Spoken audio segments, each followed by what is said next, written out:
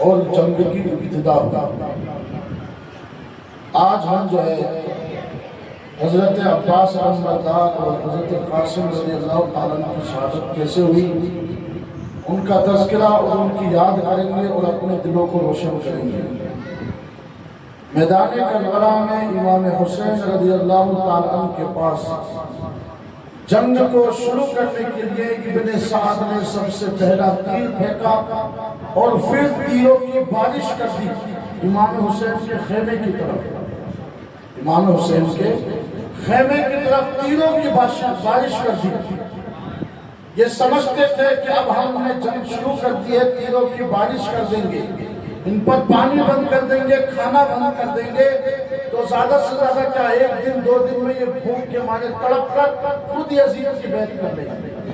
مطلب ایک ان کا پلان تھا، یہ ابن سعد کا، ابن زیاد کا، ان کا پلان تھا کہ زیادہ سے زیادہ ہمارا مقابلہ کریں گے۔ لیکن اللہ اکبر، حسینی خاندان کا ایک ایک بچہ کھانے کے لیے یا دولت کے لیے نہیں جیتا ہے بلکہ وہ اللہ اور اس کے رسول کی رضا کے لیے جیتا ہے۔ بھوک اور پیاس ان کے لیے بنی ہی نہیں ہے، بلکہ بھوک اور پیاس تو ان کے لیے کوئی بھی چیز نہیں، یہ تو خود 3 دن بھوکے رہ کر کے غیروں کو کھانا کھلا دیتے ہیں۔ ان کو بھوکا رہ کر ان کو توڑنے کی کوشش کر رہے ہو، یہ تو خود اس فاطمہ کے بیٹے ہیں جو خود اپنے آگے سے 3 دن کا کھانا اٹھا کر غریب و مسکینوں کو کھلا دیتے تھے۔ عزیزان گرامی، لیکن حضرت فاطمہ الزہرا رضی اللہ تعالیٰ نے منت کے 3 روزے رکھے تھے اور 3 دن بغیر کھائے پیے یعنی مختصر افطار سے روزے رکھ لیے۔ اس وقت کی تاریخ یہ بتاتی ہے کہ ماں فاطمہ نے حسن اور حسین کو اللہ کی رضا کے لیے پہلے ہی سکھا دیا تھا کہ 3 دن بھوکے اور پیاسے رہنے سے انسان کمزور نہیں ہوتا ہے بلکہ اللہ تعالیٰ اس کو طاقتور بنا دیتا ہے۔ تو امام حسن اور امام حسین اور علی کے بیٹوں نے فاطمہ کو 3 دن کے روزے رکھتے ہوئے دیکھا ہے۔ یہ یزید یہ سمجھ رہے تھے کہ ان کو 2 دن 3 دن بھوکا رکھو گے تو یہ یزید کی بیعت کر لیں گے، یہ سمجھوتا کر لیں گے۔ لیکن جنہوں نے فاطمہ کو دیکھا ہو، جنہوں نے نبی کو جنگ میں اپنے پیٹ سے پتھر باندھے ہوئے دیکھا ہو، جنہوں نے نبی پاک صلی اللہ علیہ وآلہ وسلم کو اپنی بھوک اور پیاس صرف کھجور اور مختصر پانی پر روزے رکھتے ہوئے دیکھا ہو، اللہ اکبر، جنہوں نے فاطمہ اور نبی کے روزے دیکھے ہوں، وہ کربلا کی تپتی ہوئی پیاس، کربلا کی تپتی ہوئی بھوک، کربلا کی تپتی ہوئی ریت اور کربلا کا تپتا ہوا سورج ان کی بھوک اور پیاس کا مقابلہ نہیں کر سکتا، کیونکہ انہوں نے علی اور فاطمہ سے روزے رکھنا سیکھ لیا۔ تو یہ بڑی شان ہے، بڑی اعلیٰ کردار ہے میدان کربلا میں۔ لیکن میرے ساتھیو عزیزو، میں اپنی بات کا آغاز کر رہا ہوں اس لیے تاکہ یہ بتا دوں کہ امام حسین رضی اللہ تعالیٰ سے ہمارا ایمان کا رشتہ ہے، اور جو حسین پاک کے ایمان کے رشتے کو اپنے ایمان سے جوڑ لیتا ہے یہ رشتہ نہ دنیا میں ٹوٹے گا اور نہ قیامت میں ٹوٹے گا، یہ رشتہ کبھی ختم نہیں ہوگا۔ عزیزان گرامی، جب جنگ کا نکاڑا بجایا گیا، جنگ شروع ہو گئی تو حضرت علی اکبر نہیں گئے، حضرت قاسم نہیں گئے، حضرت عباس نہیں گئے، امام حسین نہیں گئے، حضرت علی اصغر کو کوئی تکلیف نہیں، یعنی جتنے اہل بیت کے، یعنی جو نبی کی نسل فاطمہ کے بیٹے تھے، حضرت علی کے دوسرے بیٹوں نے ان کو جنگ میں جانے نہیں دیا، حضرت مسلم کے بیٹوں نے ان کو جنگ میں جانے نہیں دیا۔ عزیزان گرامی، پہلے خود شہید ہو گئے لیکن حسین کو شہید نہیں ہونے دیا، کیونکہ حسین نے کہا تھا، پہلے ہی بتا دیا تھا امام حسین نے کہ امام حسین نے رات کے وقت میں چراغ بجھا دیا تھا اور کہا کہ ہو سکتا ہے کہ آج رات کے اندھیرے میں جسے مکے جانا ہے واپس چلے جاؤ، ہو سکتا ہے کہ کوئی میرا چہرہ دیکھ کر کے شرم کے مارے نہ جانا چاہتا ہو۔ رات کے اندھیرے میں امام حسین نے چراغ بجھا دیا اور کہا کہ جسے جانا ہو وہ جا سکتا ہے، اس لیے کہ یزید تو میرے اور خون کا پیاسا ہے، تم جاؤ گے پلٹ کر وہ تم کو نہیں روکے گا، جسے جانا ہے وہ جا سکتا ہے۔ جب رات کے اندھیرے میں واپس سے چراغ روشن کیا تو وہ لہلہاتے ہوئے چہرے واپس سے چمکتے ہوئے نظر آ رہے تھے اور اعلان کر رہے تھے، اے حسین، یہاں ہم جینے کے لیے نہیں آئے، یہاں تو ہم آپ کے نام پر مرنے کے لیے آئے ہیں، یہاں تو نبی کی شریعت اور سنت کرنے کے لیے آئے ہیں. یہاں پہ ہم جینے کی خواہش کس کو ہے؟ اگر جینے کی خواہش ہوتی تو پھر آپ کے ساتھی کیوں آتے؟ لیکن میرے ساتھیو عزیزو، جب جنگ شروع ہوئی، ساتھیو عزیزو، آئیے ہم تذکرہ کرتے ہیں اس وقت کا جب پانی بند کر دیا گیا. سب کچھ جو ہے بند کرنے کے بعد حضرت سکینہ رضی اللہ تعالیٰ جو ہے امام حسین کے پاس تشریف لائی اور کہا کہ بابا جان اب خیمے میں پانی نہیں ہے، یعنی بہت کم پانی ہے، ختم ہو چکا ہے. اور دونوں روایتوں میں بیان کر رہا ہوں. ایک روایت میں آتا ہے کہ حسین کے خیمے میں پانی موجود بھی تھا، لیکن زیادہ تر لوگوں نے یہ کہا کہ پانی بند کر دیا تھا تو پانی کی بہت بڑی کمی ہو چکی تھی کہ پانی پیٹ بھر کے پی لیں، یعنی بھوک اور پیاس جو ہے غالباً ان پر جو ہے غالب آ چکی تھی. لیکن اللہ اکبر، یہ صبر کرنے والا علی کا گھرانہ، یہ صبر کرنے والے فاطمہ کے بیٹوں کی یہ ہمت تو دیکھیے، شجاعت تو دیکھیے. کبھی کسی کے آگے پانی کے لیے ہاتھ نہیں پھیلایا، کھانے کے لیے ہاتھ نہیں پھیلایا. یزیدیوں کے سامنے وہی تھے تو نماز پڑھنے والے تھے تو کلمہ پڑھنے والے، مانگ لیتے.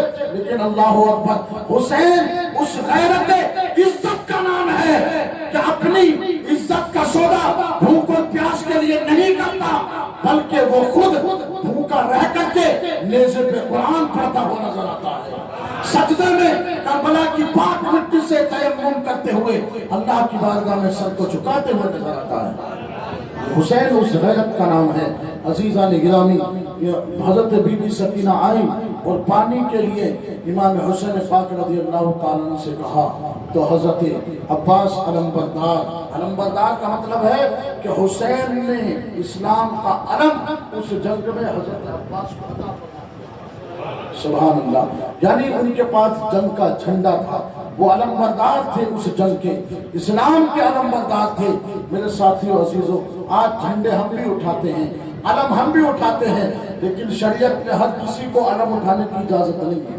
شریعت میں علم اٹھانے کی اجازت اس کو ہے جو نمازوں کی پابندی کرتا ہو، قرآن پڑھنا جانتا ہو، پاک صاف رہنا جانتا ہو.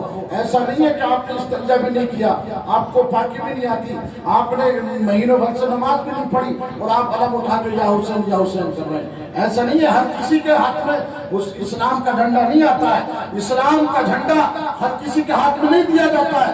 اگر آنے والے دور میں شراب پینے والوں کے ہاتھ میں اسلام کا جھنڈا دو گے تو دنیا ہمارے منہ پہ تھوکے گی اور کہو گے آج تمہارے پاس کون ہے اسلام کا جھنڈا اٹھانے والے؟ یہ تو سب بے نمازی ہیں، یہ تو سب شرابی ہیں، یہ تو سب زنا کرنے والے ہیں، یہ تو سب سود کھانے والے ہیں، یہ تو سب پیاز کھانے والے ہیں. اسلام کا یہ علم کا جھنڈا، یہ ایمان کا جھنڈا ہے، اسلام کا جھنڈا ہے، حسین کا جھنڈا ہے. اس کو اٹھانے سے پہلے اللہ کی بارگاہ میں گناہوں سے توبہ کر لو. میں نے یہ جھنڈا اٹھایا ہے تو میں اس جھنڈے کا وفادار بن کے زندگی گزاروں گا.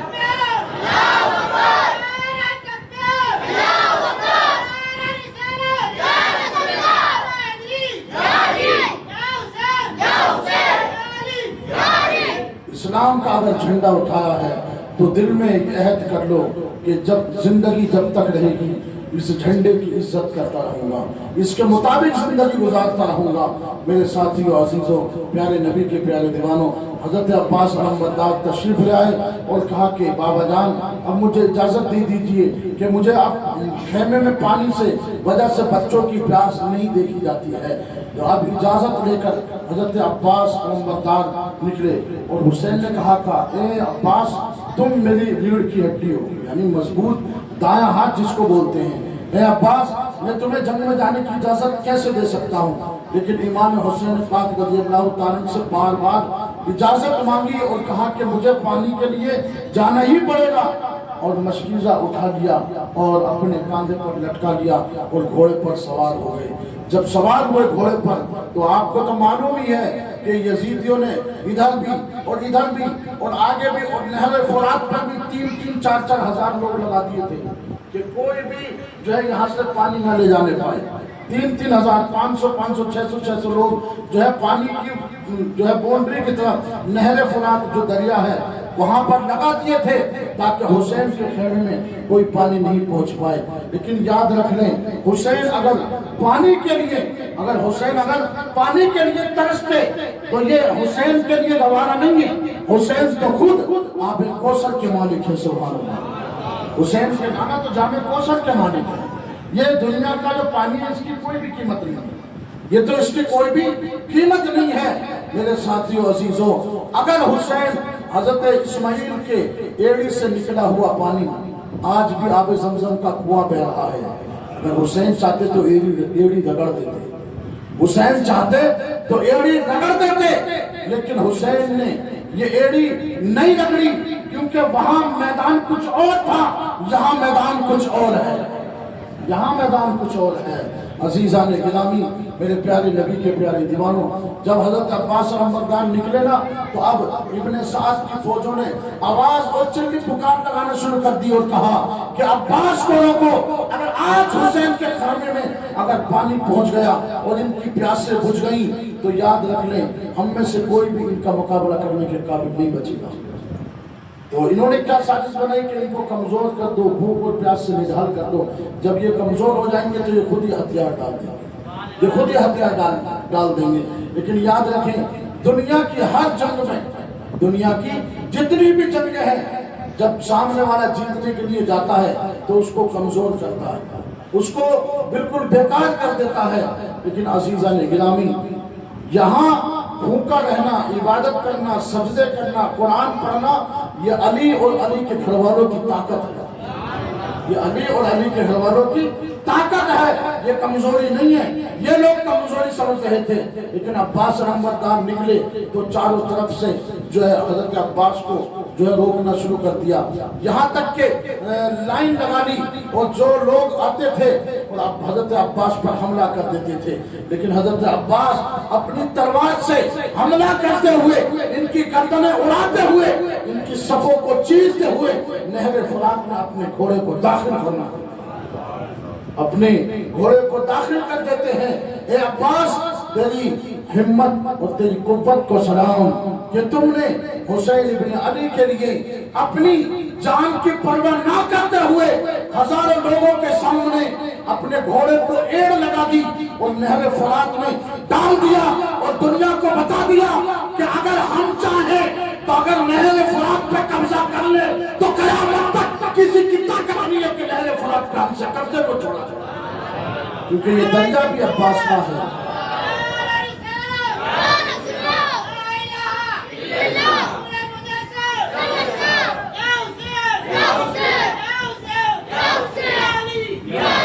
اگر امام حسین چاہتے تو جب خیمہ لگایا تھا جب فوجیں نہیں تھی اسی وقت نہر فرات پہ قبضہ کر لیتے. جب آئے تھے اسی وقت نہر فرات پہ قبضہ کر لیتے.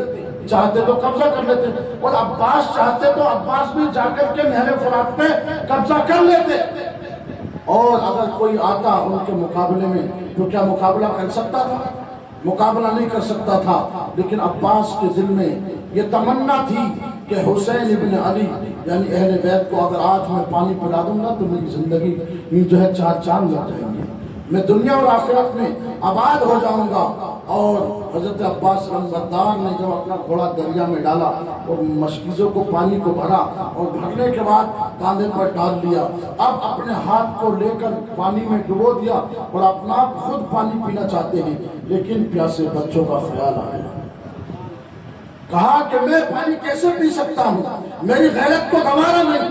یعنی پیاس اور انسان کے ایک من کی چاہت ہوتی ہے, چاہا کہ پانی پی لوں.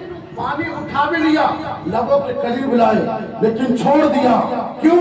کیونکہ سکینہ کی یاد آ گئی تھی, علی اصغر کی یاد آ گئی تھی, علی اکبر کی یاد آ گئی تھی, حسین کی یاد آ گئی تھی. اگر چاہتے تو پانی پی لیتے, لیکن غیرت ایمانی نے یہ جو ہے اجازت نہیں دی. عباس نے ارادہ کر لیا کہ عباس جب تک پانی نہیں پیے گا جب تک کہ حسین کے بچوں کی پیاس کو نہ بجھا دے گا. یہ عباس نے ارادہ کر لیا تھا.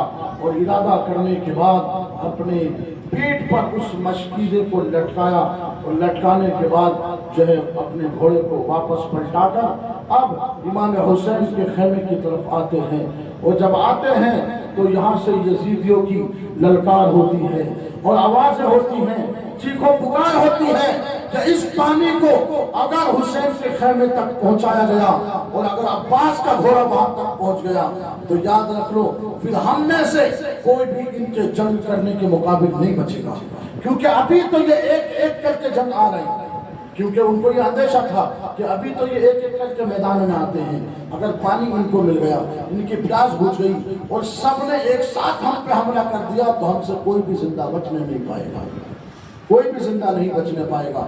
لیکن عزیزان گرامی جب گھوڑا واپس پلٹا حضرت عباس کا تو چیخو پکار اور چلی پکار ہونے لگی اور کہا کہ روکو، عباس کو روکو، لیکن جو بھی روکنے کے لیے آتا تھا نا عباس کے بازو میں وہ طاقت تھی، ایک وار ہلکا سا بھی لگتا تھا نا تو گردن کٹ کے الگ ہو جاتی تھی۔ طاقت کی بات ہوتی ہے، اسپرٹ کی بات ہوتی ہے، ایک وار بھی اگر لگ جاتا تھا تو اگر ہوا سے بھی رخ مڑ کر کے لگ گیا تو گردن اور جسم اور بازو اور لوگوں کے دھڑ کٹتے ہوئے نظر آ رہے تھے۔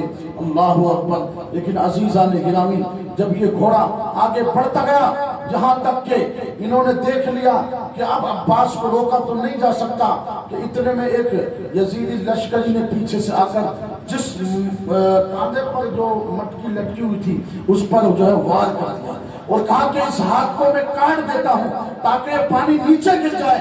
عباس رضی اللہ تعالیٰ عنہ کے بازو پر حملہ کیا اور بازو کٹ کے لٹک گیا نیچے کی طرف۔ اللہ اکبر۔ میرے عباس نے اس پانی کو گرنے نہ دیا، اس لیے کیونکہ ارادہ تھا آج حسین کی علی اکبر اور علی اصغر کو جب تک پیاس نہ بجھا دوں گا جب تک میں اس گھوڑے سے نیچے نہیں اتروں گا، نہ خود پانی پیوں گا اور نہ گھوڑے کو روکوں گا۔ اللہ اکبر۔ مشکیزے کو اس والے کاندھے سے اور ادھر کی طرف لٹکا دیا، ادھر کی طرف لٹکا دیا۔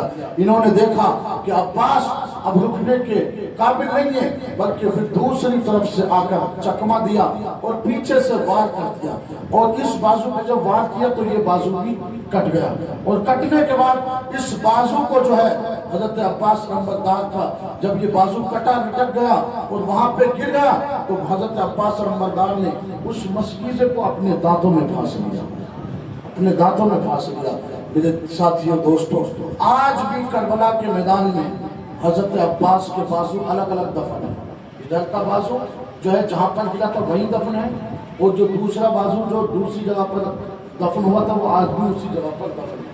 دونوں بازو الگ الگ ہیں، جسم الگ دفن کیا گیا اور بازو الگ دفن کیے گئے ہیں۔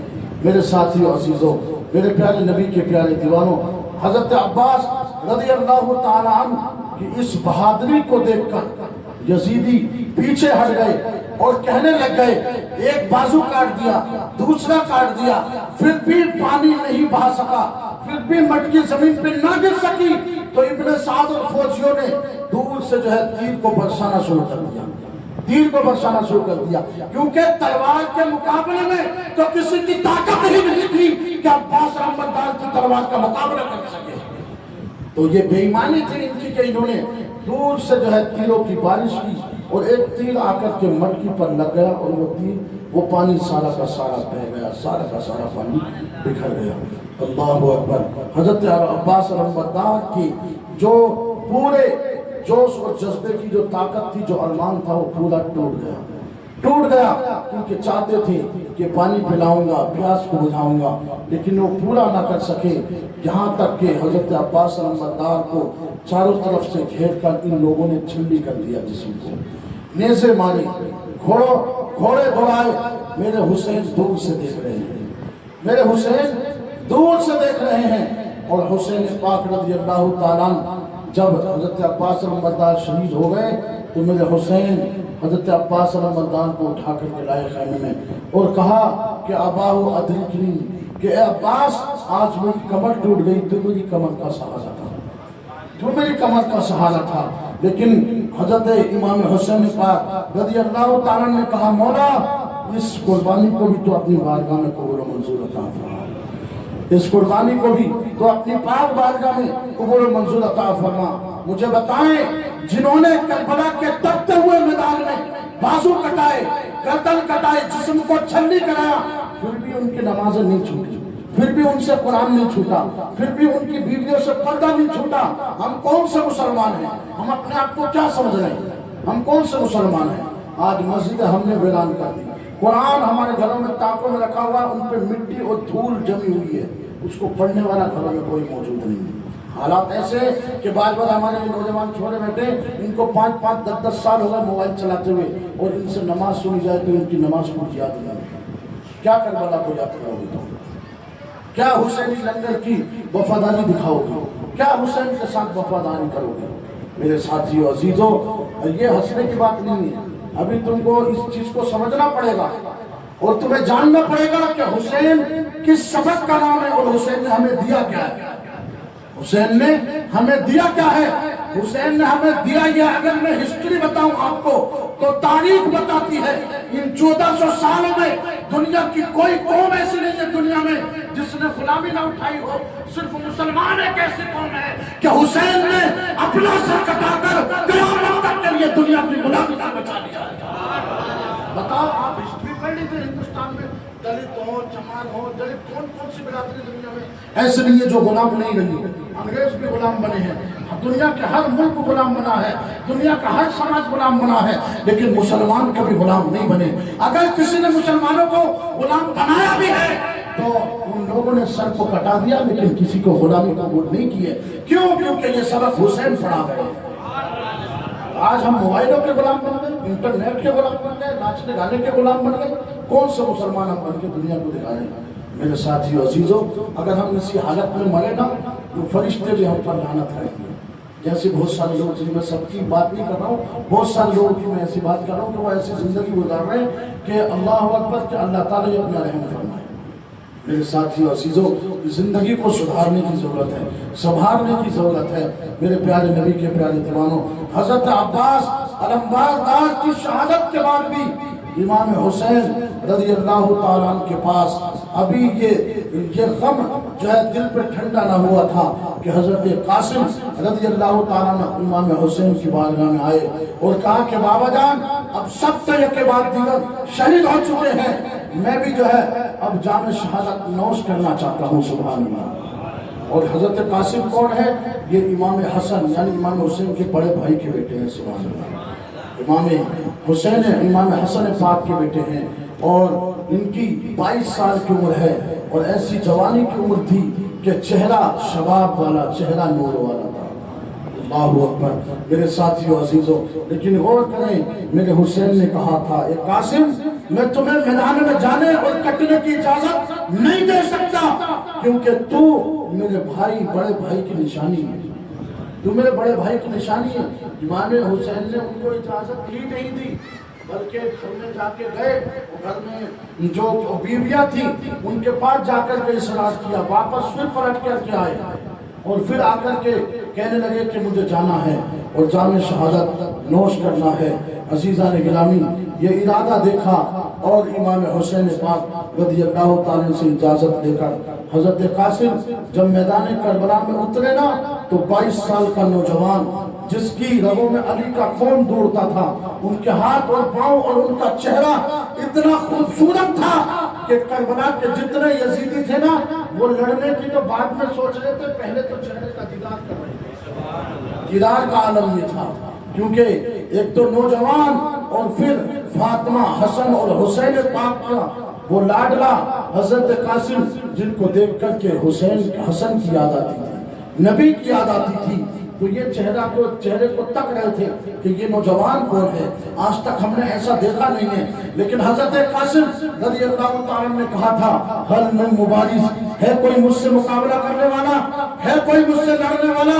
اتنا کہنا تھا کہ جو یزیدیوں کی جو صفیں بنی ہوئی تھے نا لڑنے والوں کی، وہ سب کے سب پیچھے کھسکنے لگ گئے، پیچھے کھسکنے لگ گئے۔ کوئی مقابلے میں آنے کو تیار ہی نہیں ہے، کوئی آنے کے لیے تیار نہیں ہے کہ اتنی دیر میں جو ابن سعد کے پاس جو سرکاری پہلوان تھا، میں نے کل بتایا تھا کہ علی کے بیٹوں سے لڑنے کے لیے ان یزیدیوں نے الگ سے پہلوان خرید کر کے بلا رکھے تھے، کیونکہ ان کو معلوم تھا کہ ہم لڑنے کے قابل نہیں ہیں، ہم لڑنے کے قابل نہیں ہیں۔ تو جب حضرت امام قاسم جب پکار کے کہتے ہیں حل من مبارز، ہے مجھ سے مقابلہ کرنے والا، تو میدان میں آئے، لیکن کوئی نہیں آیا۔ اتنے دیر میں ابن سعد نے کہا، ارزق نام کا پہلوان تھا، اور کہا کہ ارزق اتنی دیر سے ایک نوجوان بچہ للکار رہا ہے، ہم نے تمہیں سرکاری پیسے سے پالا پوسا بڑا کیا ہے، تم کس کام آؤ گے؟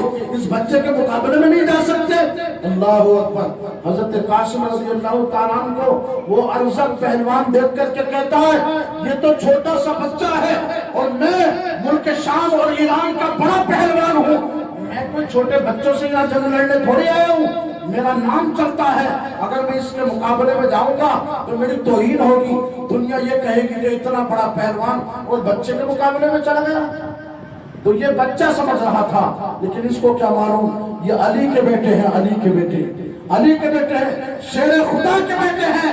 دنیا کی جنگوں میں شیر بھی اپنے قدموں کو پیچھے کھینچ لیتا ہے، لیکن یہ علی کے بیٹے ہیں، جب قدم کو بڑھا دیتے ہیں تو دنیا کو سامنے سے قدموں کو ہٹانا پڑتا ہے۔ یہ علی کے وہ بیٹے ہیں کہ حضرت امام قاسم رضی اللہ تعالیٰ عنہ کے مقابلے میں کوئی نہ آ سکا، تو یہ پہلوان باتیں بنانے لگ گیا اور کہتا ہے کہ میں اپنے لڑکے کو ان کے مقابلے میں بھیج دیتا ہوں، وہ ان کا سر کاٹ کے ابھی لے آئے گا، یعنی جیسے کہ باتوں کا کھیل ہے۔ ارزق نے اپنے پہلوان بیٹے کو بھیجا، وہ بھی پہلوان تھا، اور بھیجا اور حضرت قاسم کے مقابلے میں گیا نا، تو حضرت قاسم رضی اللہ تعالیٰ نے ایک وار کیا تھا، ایک وار میں ہی جسم آدھے سے آدھا ہو کر کے زمین پہ کٹ کے گر گیا۔ اللہ اکبر۔ اس کی آنکھیں پھٹی کی پھٹی رہ گئی۔ ارزق کا دوسرا بیٹا اٹھا اور لڑکار کے گیا اور کہا کہ اے نوجوان، تو نے میرے بھائی کو قتل کیا، لیکن میری تلوار سے کوئی نہ بچا سکے گا۔ ارزق کا دوسرا بیٹا گیا، جب حضرت قاسم رضی اللہ تعالیٰ پہ حملہ کیا، خود نے تو حملہ کر دیا، لیکن جب حضرت قاسم کا حملہ ہوا تو سنبھال نہ پایا، زمین پر کٹ کر کے گاجر مولی کی طرح بکھر گیا۔ اس لیے کہ طاقت کی بات ہوتی ہے، خون کی بات ہوتی ہے، جگر اور ہمت اور حوصلہ کی بات ہوتی ہے، اور حضرت قاسم کا حوصلہ یہ جواب دے رہا تھا، اگر ایک ایک کر کے اگر پورے کوفہ کے لوگ بھی اگر قاسم کے میدان میں آ جاتے تو ایک نہیں ہزاروں بھی قتل کر کے زمین کے دوست بنا دیے جاتے، ان کی مٹی میں ان کو خاک میں ملا دیا جاتا۔ لیکن یہاں پر دوسرا بیٹا ارزق کا قتل ہوا، تیسرا بھی قتل ہو گیا۔ اب یہ خود ارزق پہلوان جو کہہ رہا تھا اس بچے کے مقابلے میں جاؤں گا تو میری توہین ہوگی، یہ کہہ رہا تھا، یہ خود اپنے اولاد کو قتل ہوتا ہوا دیکھا نا، تو یہ خود تڑپ گیا اور تڑپ کر کے اٹھا کہ اس بچے کی یعنی حضرت قاسم کی گردن کو اب میں اڑا دوں گا، اس نے میرے بیٹوں کو قتل کیا ہے، میں اس کو قتل کر دوں گا۔ یہ ارزق پہلوان اپنے گھوڑے پر چڑھ کر جب میدان میں گیا تو حضرت قاسم نے کہا، تو کہتا ہے کہ میرے سامنے آنا تیری توہین ہے، تو اتنا بڑا پہلوان ہے، لیکن تجھے یہ معلوم نہیں ہے گھوڑے کی جو زین کسی جاتی ہے، رسی جو ڈول ہوتی ہے، لگام ہوتی ہے، اس کو کسنا کیسے ہے، اس کو رکھنا کیسے ہے، تجھے یہ معلوم ہی نہیں ہے۔ اتنے میں وہ اپنی گھوڑے کو زین کو دیکھنے لگ جاتا ہے۔ حضرت قاسم نے اس پر ایسا وار کیا کہ یزیدی پکار اٹھے کہ جب اتنا بڑا پہلوان قاسم کا مقابلہ نہ کر سکا، اتنے بیٹے اس کے پہلوان بیٹے نہ کر سکے، تو ہم کیا مقابلہ کریں گے؟ اللہ اکبر۔ یہ پہلوان بھی جو ہے نپٹ گیا اور کربلا کی تپتی ہوئی زمین پر خاک میں مل گیا، واصل جہنم ہو گیا۔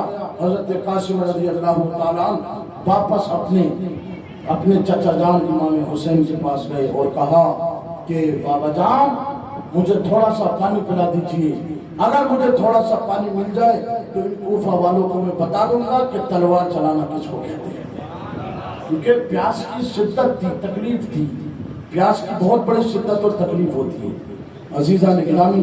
لیکن میرے پیارے امام نے صبر اور تسلی پیش کی، اور صبر اور تسلی پیش کر کے جب واپس حضرت قاسم آئے نا تو ابن سعد نے اور انہوں نے کہا کہ ایک ایک کر کے مقابلہ نہیں کر سکتے، ایسا ہے کہ ان کو چاروں طرف سے مل کر کے جو ہے حملہ کر لو۔ یہاں تک کہ 300 لوگوں نے مل کر حضرت قاسم پر حملہ کر دیا. اللہ اکبر. 300 لوگوں نے ایک ساتھ مل کر کے حضرت قاسم پر حملہ کر دیا. تلوار چلتی تھی تو یہ 300 لوگ جو یزیدی کتے تھے حضرت قاسم کی تلوار کے آس پاس نہیں بھٹکتے تھے، بلکہ یہ سوچ رہے تھے کہ کسی نہ کسی طریقے سے دھوکے سے اس کو قتل کر دیا جائے. لیکن یہ حسن کا بیٹا، علی کا بیٹا، علی کا شہزادہ، یہ کب تک بھوک اور پیاس سے نڈھال ہو چکے تھے، یہاں تک کہ ان 300 لوگوں نے مل کر حضرت قاسم رضی اللہ تعالیٰ عنہ کو جھلی کر دیا اور حضرت قاسم رضی اللہ تعالیٰ عنہ کو مل کر کے شہید کر دیا. اور حضرت قاسم رضی اللہ تعالیٰ عنہ کی شہادت ہو گئی.